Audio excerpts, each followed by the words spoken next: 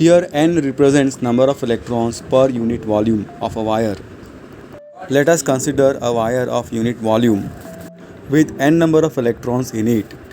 If we consider a wire of volume V, then number of electrons in it will be n into V. Therefore, the number of electrons in the wire of volume V is further given as n into A into L, where the volume of wire can be written as product of area of cross section of wire and length of wire.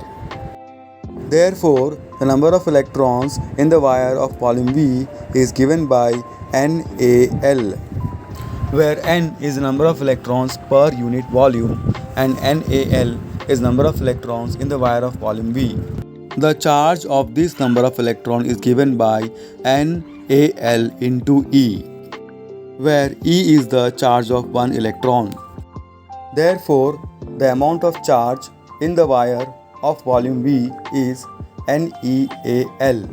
Let T be the time in which the charge NeAL travels a distance L with drift velocity Vd.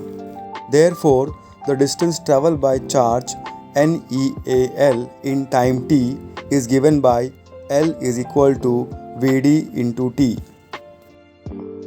Hence, NeA Vdt is the quantity of charge that has passed the cross section A of the wire in time t.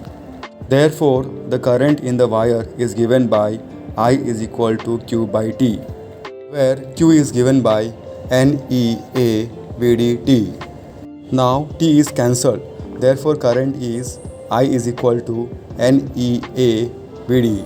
This is how we relate the current with drift velocity.